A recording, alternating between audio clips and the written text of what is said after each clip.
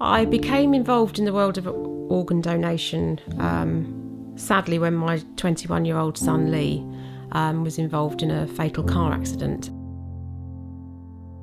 It had been a very, very long night at the hospital. They'd decided that they were going to bring Lee out of the medically induced coma he was in, and it was touch and go all night whether he was going to wake up.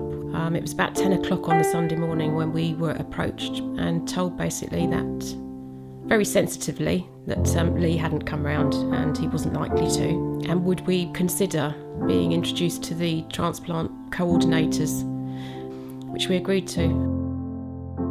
I just remember thinking that I didn't want Lee's life to be a waste. So we went ahead and we agreed to donate all of Lee's organs apart from his heart. I just said no to Lee's heart because it was something it was an emotional thing, I suppose. It was something very precious and I didn't want to let go of that. It was just a snap decision. You don't ever expect to have to make a decision like that, and I think in those circumstances we said no because we were ignorant. If I'd have seen something about organ donation and it had reflected the need for heart donors, I wouldn't have said no to his heart, not for a second. Not for a second. I do feel proud that we've done what we did, and I think Lee would have been in agreement with what we did. But I would urge anyone that hasn't ever considered it to sit with their families and talk about it. Don't ever leave it until you get put in a position we were put in. Sorry.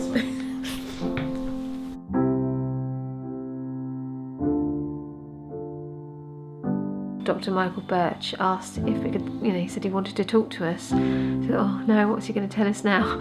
So he asked us to sit down, and then they told us that they'd had the offer of a heart. Your initial reaction is, oh wow, you're really excited, and then you feel guilty because somebody else is having to lose their child, and I guess you try not to think about that, you just put it out of your mind a bit. She had what they call dilated cardiomyopathy, which is a disease of the heart, basically when your heart muscle gets enlarged and then it's not pumping as it should be. Because she had a large heart from a teenager, her heart is pumping out for a bigger body. But that should change as she gets older. So as she grows, her heart will stop growing, wait for her to catch up with it, and then they'll grow together.